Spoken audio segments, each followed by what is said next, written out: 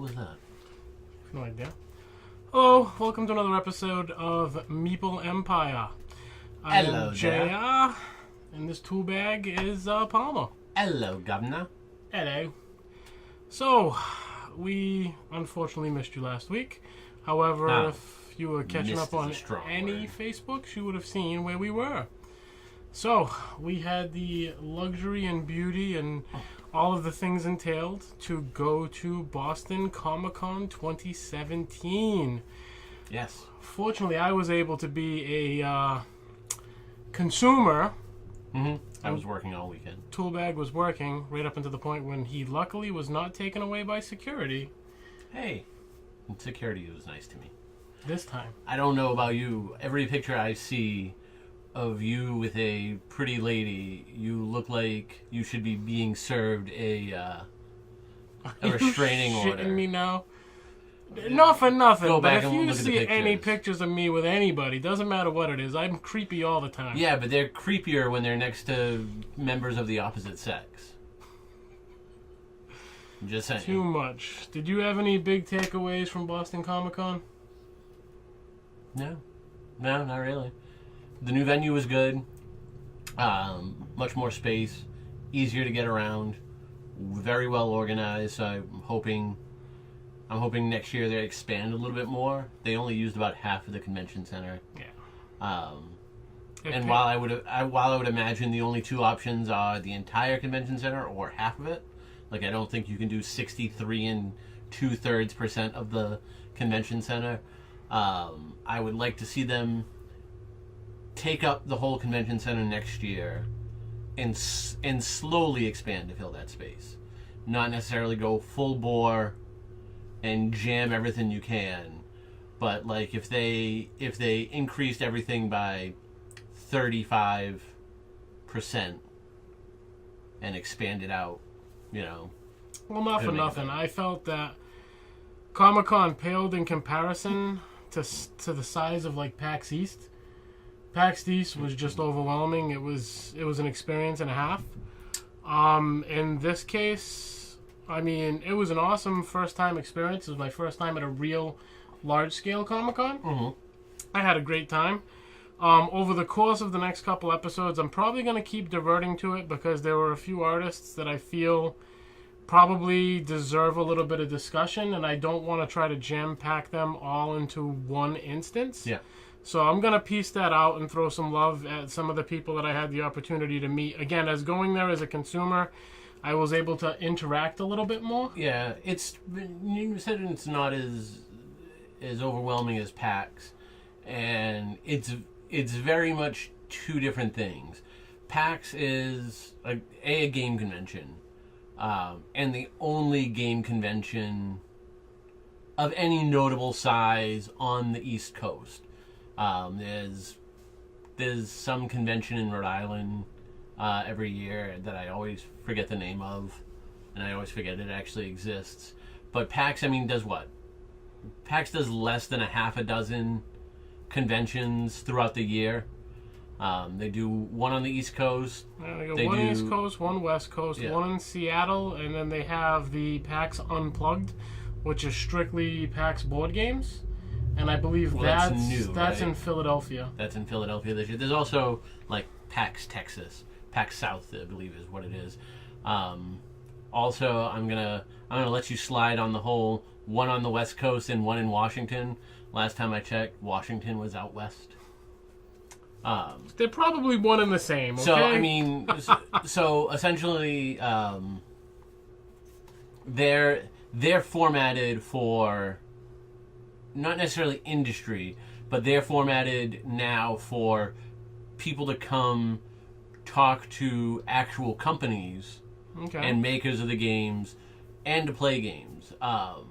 We looked, if you call up PAX now to try and get like a table space as a retailer, they'll tell you they don't take retailers anymore. Like any retailer that's setting up has been setting up for a while. Okay. And if that retailer were to leave, they would not replace that retailer with another retailer.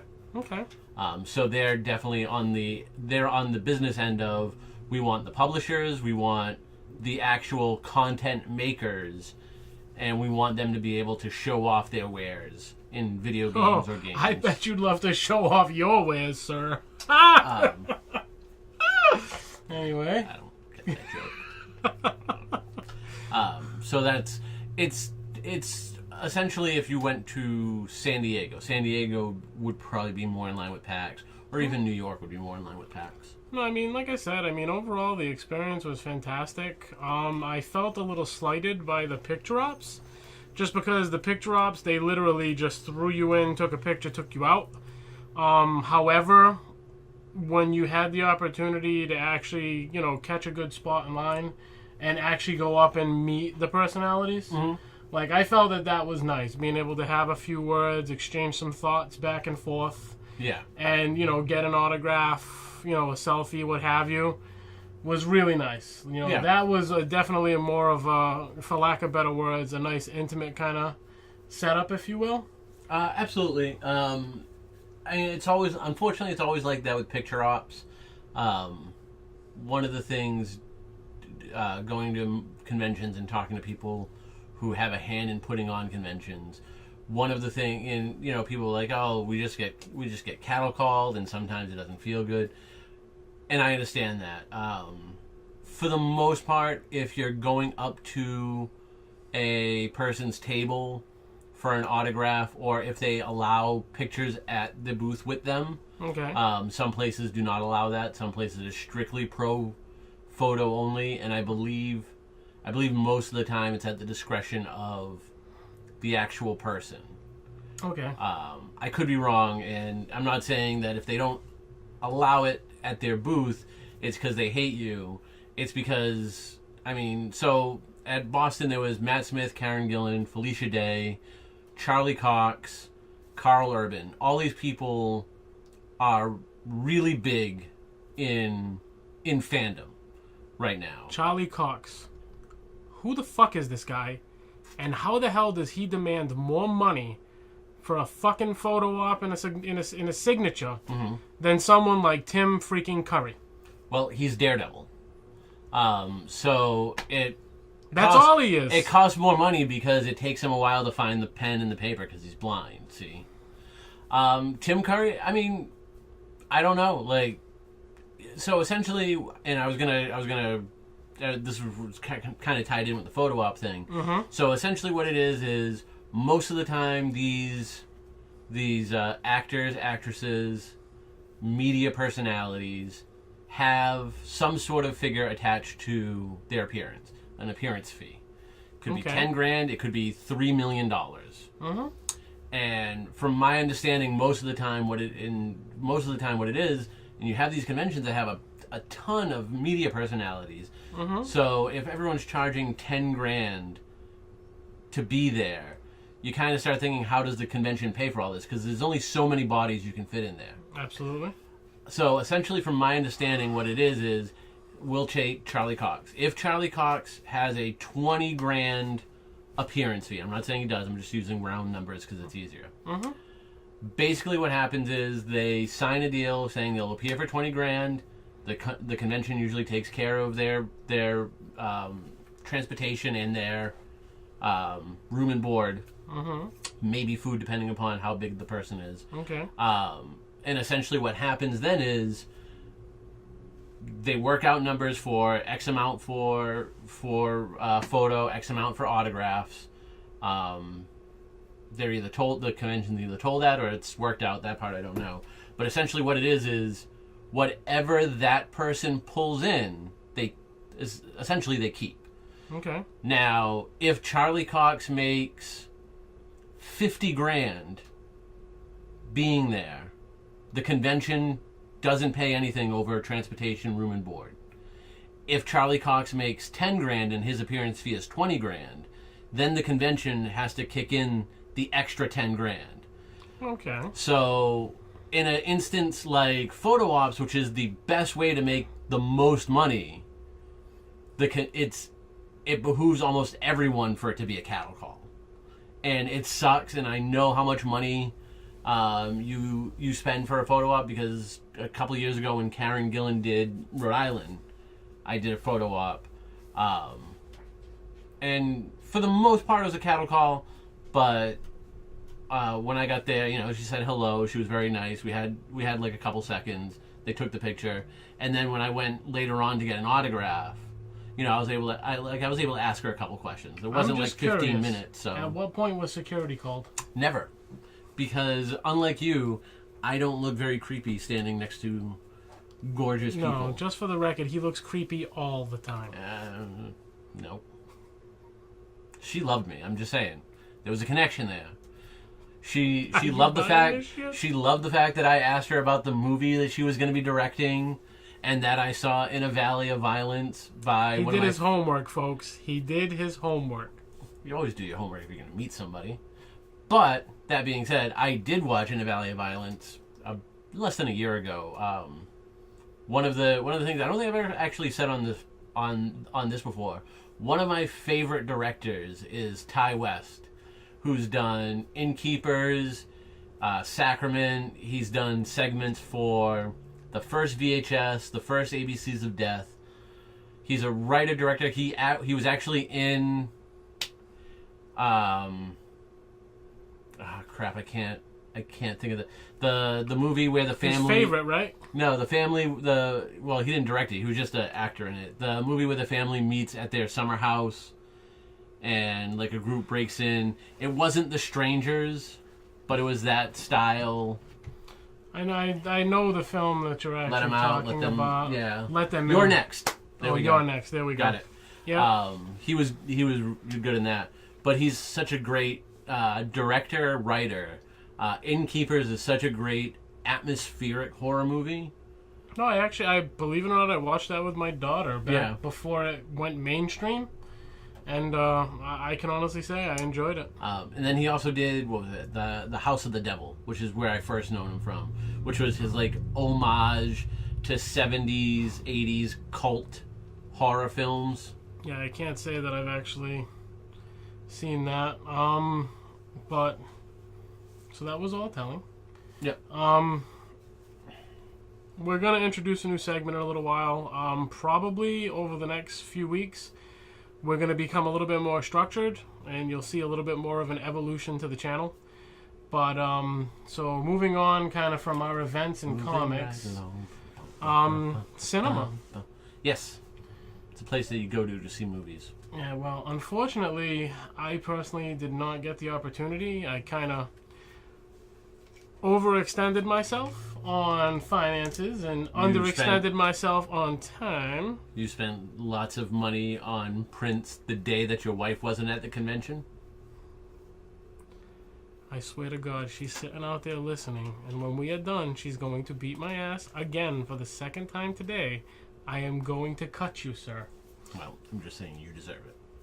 You told her you weren't going to spend money. 5 minutes in, you're like, I have all this stuff. Can I leave it at the booth? It's sad, but it is true. Right. Cinema. There's one big happening that I think we should discuss. But let's. Is it the happening? No, not the happening. Man. But let's discuss. What did you get? We're 2 weeks removed, so you've got a couple. 2 weeks removed. You know what I meant. You're gonna do. You buried me like 2 minutes ago. I'm gonna get screwed on this deal. I hope the editor really fixes that in post. Oh, I fucking hate that. So, yes. What have you seen over the last couple weeks, sir? That is a good question. What did I see over the last couple of weeks? I don't remember what the actual last movie we talked about was. Last week... Dark Tower. Alright, so we did talk about the Dark Tower. Yes. Last week I went to go see Kidnapped with Halle Berry. Stupid. No, it was a very good movie. I'm not a huge fan of Halle Berry, but this movie was written, in my mind, very well. Like, I can see this movie is very straightforward as to what it is. Yep. There's no twist, there's no turn. This movie is what it is, but does it... Stupid. Did you see it? You just said you didn't see it. No. I'm just saying. It's essentially, it does what it does, and it does it very well, kind of like the Fast and the Furious movies. Like, there's no hiding what the Fast and the Furious movies are. For your benefit, I will give it a chance. While thinking it's stupid. I didn't have high hopes for it. It was kind of we've seen everything else, so we might as well go see this. And I think as long as you go in with somewhat realistic expectations as to, it's kind of a B movie. It's paced very well. And it gets right to it. There's no pretense in what it wants to do. It just wants to be this movie about this mom chasing these kidnappers to get her son back. And that is like 95% of the movie. Okay, let's get past this. And it's just done very well. Okay, very well. Kidnap, done. What was that? What was this week? This week was Logan Lucky. Yeah. He's got me on this one. This one has me intrigued. So, here's what I suggest you do if you're going to go see Logan Lucky. First, go out into the middle of the road and wait to get run over by as many cars as humanly possible to prevent you from going to see Logan Lucky. How? This was absolutely such a good cast. The worst movie I have seen this summer. Hold on, time out. Time the fuck out right now. Homecoming. All right, this was the second worst movie I've seen this summer. Oh, that bad. This was the longest 14-hour movie I've ever seen, with a cast that essentially couldn't act their way out of paper bags. How? What? This movie was written badly, acted badly, directed badly, produced badly, edited badly, lighted badly. I tried. It's that bad. It's got him stuttering. What the fuck? It sounded bad. It's just bad. The grip was bad. The best boy was bad. He was not the best boy this time. Nope. The caterer, he was the not best boy. The caterer probably sucked. The person in charge of getting all these people to and from set probably, sucked. Everyone in this movie should just be utterly embarrassed to have their names attached to this movie. Can we try to go to something a little bit better? What about this? So anything. Anything. What about this? What is it? Cinema Play or what it is? It's the program where you're able to Cinema Pass. Cinema Pass. Movie Pass. Movie Pass. Yeah. Movie Pass. All the movies you can watch at the theater for only $10 a month, provided all movies mean one movie a day. Which, don't get me wrong, there's not too many people out there. There's still a lot of value now. Yeah. Is this current films, or are they? Yes, it works. Are they replaying films on the big screen? No, it's because it's essentially any theater. It works in 91% of the theaters right now. AMC? Some. Here's the thing: is yes, AMC, yes, Lowe's, yes, all the big names, all the small names, but not necessarily all of their locations. Right now, where we are, our location does not. But if you go to AMC towards Boston, it is. Okay. So basically, you can get one movie a day, 2D. It doesn't work on 3D or IMAX. Well, I would figure naturally. It's a good idea. I don't know how long this is going to last because essentially, from my understanding, because AMC actually came out and was like, "Oh, we're going to try and find a way to block this from being used." Because they feel like this company is going to go under very quickly. Okay. And then all these people who signed up with this expectation of going to see as many movies as they want for $10 a day will just become disenfranchised. Okay. Because essentially what it is you pay this company $10 a month. This company was started by the same guy who started Netflix and Redbox. Okay. And essentially what it is, you go on your app when you're going to see a movie, you pick the time, you pick your seat. You can only do one ticket per pass. So on places that do reserved seating, it can get kind of dicey unless you're all on your app at once.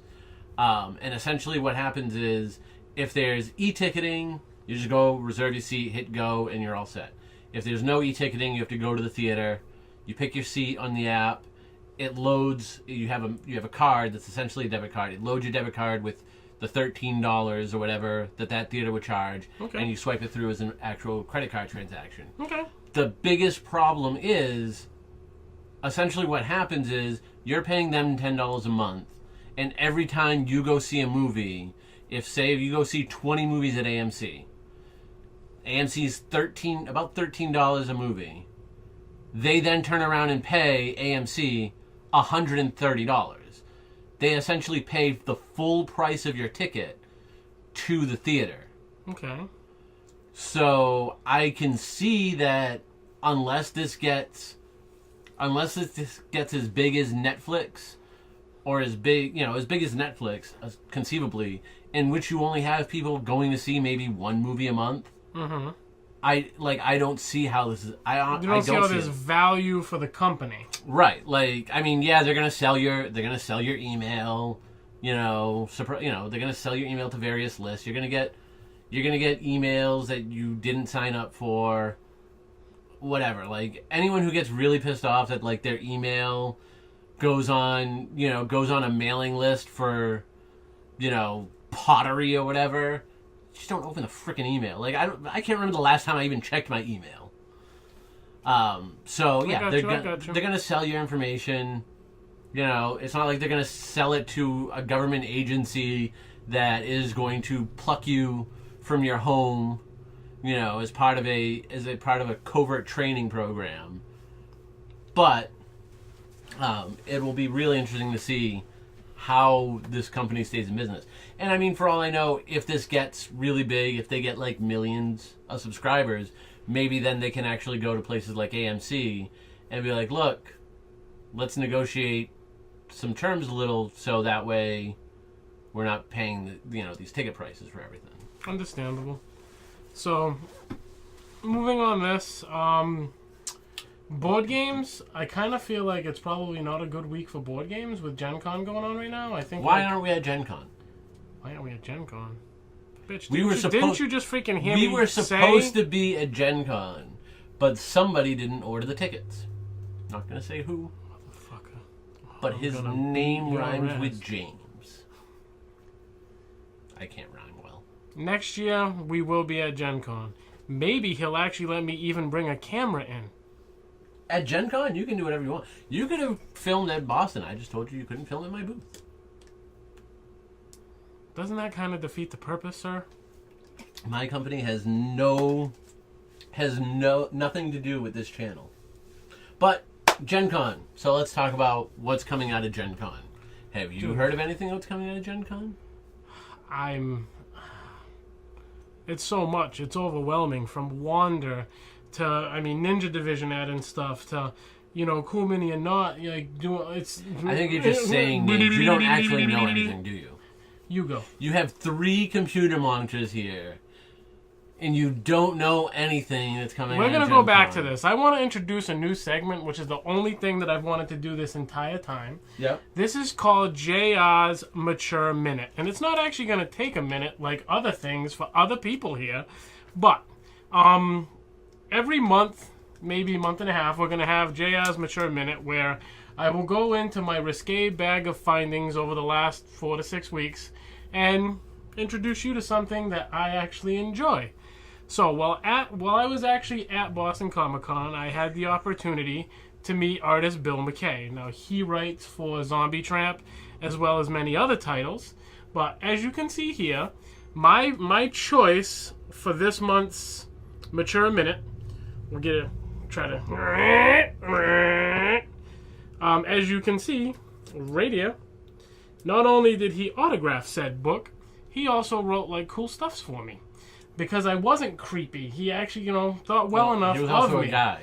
So, I really enjoy the Zombie Tramp title, not only because I buy it because of everything going on over here. This is one of the few books that I actually will turn around and take the opportunity to see what's in between the covers. And if you wanted some of his information, look at that. We had this all planned. Not really. It just was a lucky, happy accident. But I can't praise the artwork enough. I think the artwork is great. What's the book about? Well, when I picked it up, it was right around book 16. Mm-hmm. And honestly, a lot of the story arc that I've read so far, I haven't been able to get it all, kind of takes away from I Know What You Did Last Summer. Sorority House High. Like, it takes all of these films that we know, and they put together, like, little story arcs that are very closely in the vein. So as you're kind of enjoying and digesting the book, you find yourself kind of having those undertones of something else. Right. And I think that that's what I enjoy about it. It's, as you kind of get into it, you kind of look at it, you're taking in and digesting the artwork and, the dialogue that's going on. It's almost like you're not even reading this. You're just, reliving through images other things that you've already digested elsewhere. Okay. And like I said, it was episodes 16 through 18, I believe, or 19. They're called issues. Issues 16 through 19, I believe it was, that really kind of captured me. And again, a lot of the con exclusive books, like this cover I just showed you, which is the Origins con exclusive book, a lot of the con exclusive books, like, they really push the bar. They're fantastic. There was, I believe, the New Year's book where he did a rip on the Angry Orange. So, it was basically Angry Orange getting tuned up by Zombie Tramp. Again, I can't say enough. Interacting with Bill himself, really nice guy. Open to conversation. We had a really good conversation. Had no problem signing the book. Also, he took pictures with myself. So, I had my fangirl moment. It's one of several books that I had signed from a couple of different artists. But again, I want to kind of split this up. This just so happens to be the risque one that I had. And I wanted to share my risque minute. So every now and then you'll get JR's, mature minute. And this is what you'll have to deal with. Is my... Pretty sure this has been like 2 minutes. I'm fangirling out, bitch. I didn't get almost removed by security. Sure. This fucking guy. So, that being said, is there anything else you wanted to kind of touch on this week? Yeah, is George Romero coming out with a movie ever again? I'm gonna fucking punch you in your goddamn teeth. Dude, you know what? I don't want to wish any ill will to Miss Gilliam, but if she was to turn around and die in a car crash tomorrow...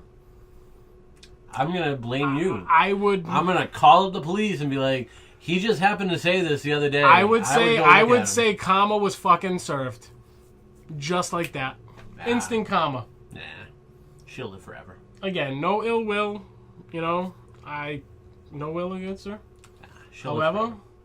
If those fucking brakes fail, and this bitch goes out in a blaze of glory, she'll hover. Karma. Because she's an angel. Karma. For this motherfucker. Nope. Noted, I kind of felt bad. Like, I didn't realize that Tim Curry was in such rough shape. I mean, that was kind of bad. That was kind of hard. Well, he did have all joking aside, he had a stroke. I understand that, but there were some really asshole people in there, like, that were making degrading comments, like, oh, he didn't talk much, oh, he didn't interact, and it's like, he did have a stroke. You'd think people would have some compassion for someone of his caliber in rough shape that still went out there to fulfill, his... Oh, yeah. I wanted to meet him. Financially and just time wise, I didn't have the chance to. He wasn't even that expensive. Fucking Charlie Cox. Why are you so bent out of shape about Charlie Cox? Because, man, it's like, you know what? I actually wouldn't have mind meeting Charlie Cox. Before you were like, who's he? I don't know who he is. Well, you know what? Then too bad. You know what? Felicia Day was fantastic. She is a doll. That's not what Jason Mewes, fucking badass, dude. Snoochie boochies. So yeah, I wanted to meet him because I wanted my copy of Clue signed. So I'm hoping I'll get a chance to see him at some point. I knew he was in.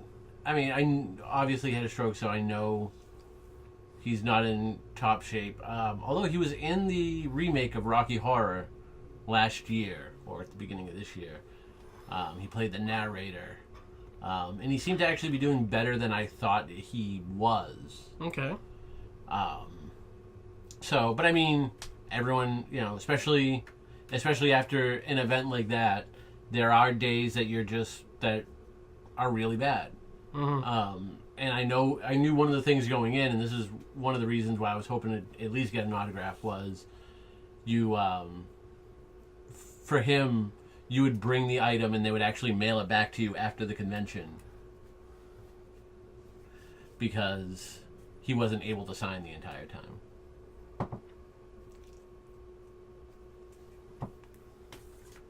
You realize YouTube doesn't allow nudity, right? They'll get over it. Hopefully someone will. No, come on. Okay, hold on. See, that would actually work. Mature minute. Now you actually have to go back in post and put a black bar across her. Fuck post. Anyway. So, I think that pretty much sums me up for the week. I think next week is kind of really where... Next week I learned 40K. Yay! Well, we would be learning it this week, but some jerk's going to be in New York tomorrow. Yeah. I wonder which one of us jerks that is. The one going to see Anastasia on Broadway, bitch. I don't know that I'd be admitting that shit to the world. Anastasia. You find me somebody who doesn't like the movie Anastasia, and I'll find you a communist. So before we part, this is Boston, bitches. This ain't the South. To all my friends who went out and protested in Boston, this is actually being recorded on Saturday, though it will go up tomorrow. For everyone who protested in Boston, much love. You mean protested like 7 hours ago? Yeah, much love. I'm glad that everyone I've seen so far has made it home safe, and it looks like there was no unruly craziness like Charlottesville, which is... Well, no, because in this case, like, I mean, the police were prepared, the police were out. I believe there was a silly string incident. Someone got silly string on them. They probably deserved it. But I believe from the pictures I can see, the numbers are 40 people for that dumbass thing in the Common, and 40,000 people protesting against it. So great job, Boston. Boston has had a very checkered past, and I don't mean this like last week. I mean, in all honesty, you know, some of the sports owners before were not good people during times of integration. But I'm so happy to see Boston come out and people around Boston come out to support the right causes. So I'm not one to be like, yay, I'm from this place or this state, but I'm very proud to be from this. That was from probably your state. phone. Yes, it was. Son of a bitch. Motherfucker. Look, I'm too important. Anyway, so put the statues in a museum. In a museum, yes. And then Indiana Jones can go steal them. Because that's what Indiana Jones essentially is. He's a thief. Indiana Jones is a thief. He tries to steal artifacts. Thank you guys for culture. watching Meeple Empire. If you like what you see, please comment, rate, and or subscribe. Whoa, Catch you next week. Comment, rape, and subscribe? No, you're the one who's a... Dude, where did you get that from? You just said that. Fucking security.